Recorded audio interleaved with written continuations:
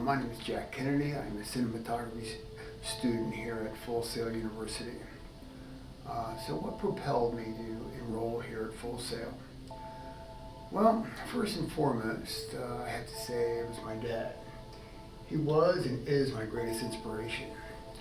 He was the spark that enabled me to pursue my interest in visual arts. How did he do that? Well, single-handedly, with his sturdy Leica 35mm SLR, he documented the upbringing of his family. That's 9 kids, 8 brothers and sisters.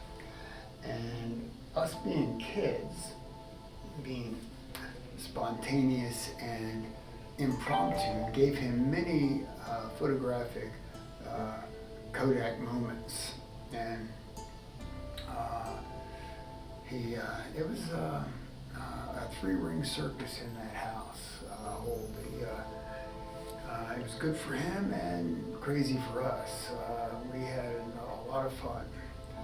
And throughout all that, I found the way he went about photographing us and documenting our upbringing, I found fascinating and inspirational.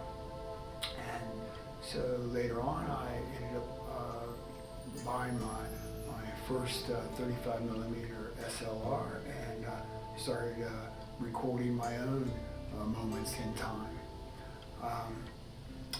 After doing that for a while, I decided to get some professional training, so I enrolled in a school here in Washington, D.C. called the Boston School of Digital Imaging Arts. It's a very reputable school, part of Boston University. And after graduating there, I looked around. I wanted to continue in school and started looking for another institution to check out, and came across Full Sail. I listened to what they said and liked what I saw and signed up. So why did I sign up for cinematography? Well, I like movies. I like everything about movies. I like taking movies apart in my head. I like going to the movies a lot. I like Saturday matinees. Brings back memories. I also like going to the movies on Friday night and Saturday night, but Saturday matinees bring back good memories for me. And I remember seeing with a brother or a sister or a couple brothers movies like Ben-Hur stands out in my mind. Excellent movie. Or Lawrence of Arabia. Thoroughly enjoyed that movie. I never get tired of watching that movie. I think it won Best Cinematography Academy Award that year.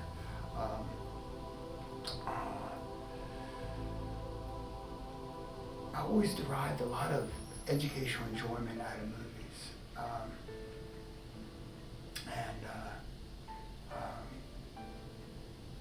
Over the years, it never diminished. In fact, it evolved and progressed, expanded. And I remember a key point in my development was when I approached my dad, and he was, everyone in the family goes to university right out of high school, and I approached him and said, Dad, I want to do 4 years Navy, U.S. Navy, instead of going to college. And he listened to me and saw the look in my eye and knew that I was serious, and that he listened to what I had to say, and that I wanted high adventure in my life. I wanted to travel. I wanted to experience life and see what was out there for me before college, and he got up out of his chair and walked over to me and shook my hand and said, "So, son, when and where are you going to enlist?"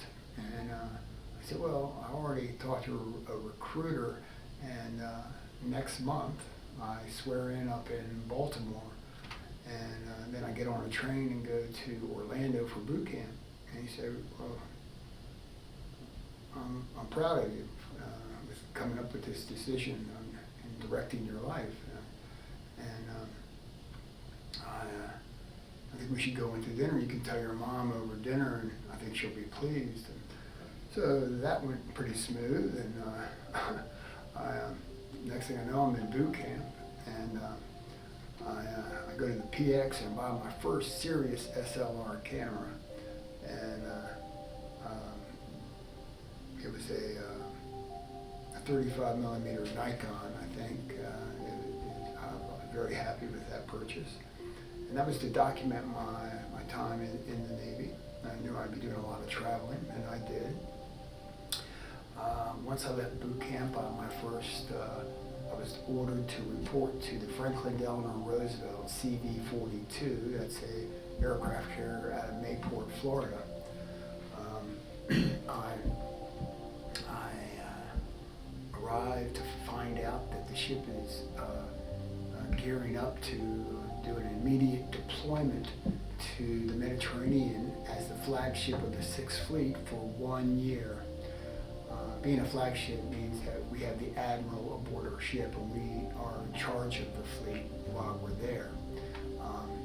That was a prestigious position to be in. I felt I couldn't be happier knowing that I was in for the adventure I was looking for.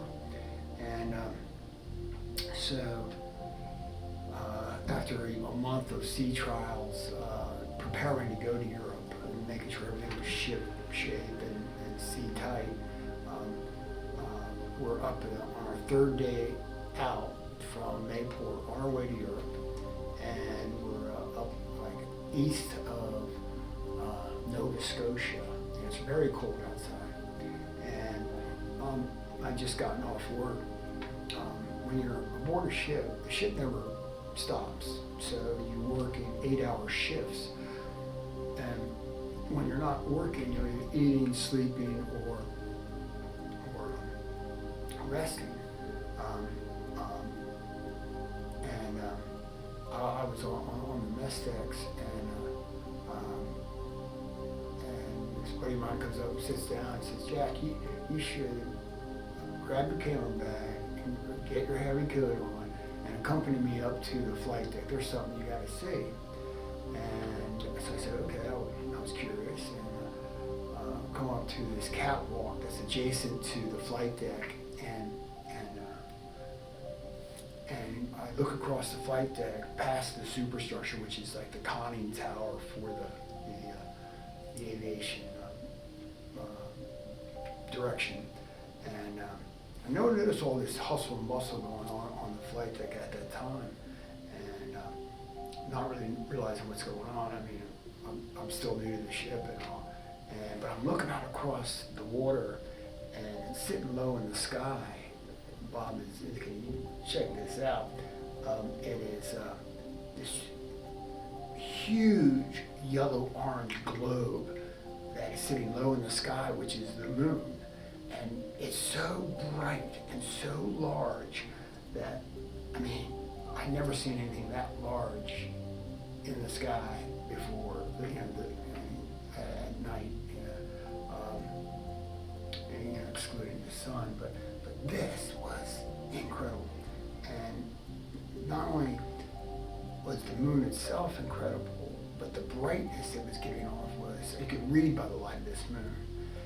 And the reflection from the moon on the water was pretty spectacular too. And the water itself was like glass. I think that was partially caused by the draw of the full moon. Well, here we are in the North Atlantic in September, and it's very windy out. There's no whitecaps, there's no swells, the water is like a lake. This is the North Atlantic.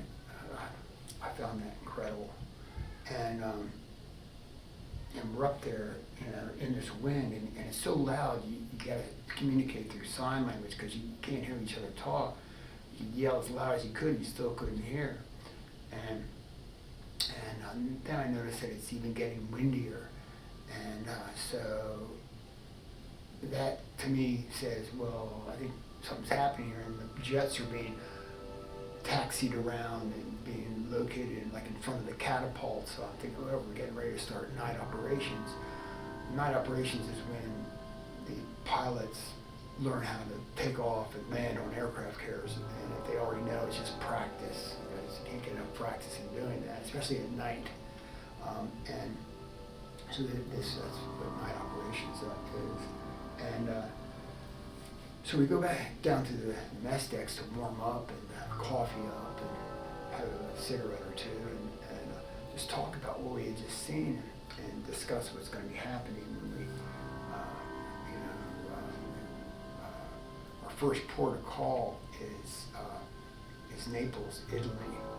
And there's other people sitting at the table with us on the mess deck smoking cigarettes and having coffee and all the old salts, guys.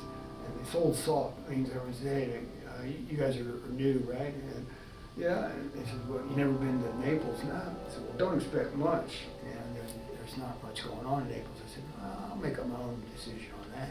Thank you. And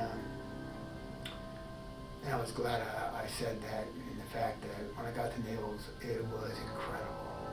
I mean, he was painting a picture where it's gray, it looks like rain or raining every day, and it's cold and sleet and fog and snow, and I said, well, that sounds pretty cool. And then, and all of a sudden it said, everyone has their own story, so you gotta create your own story, and I've always done that. And when we're in Naples, I just found the people very gracious and very, very, very genuine and friendly, and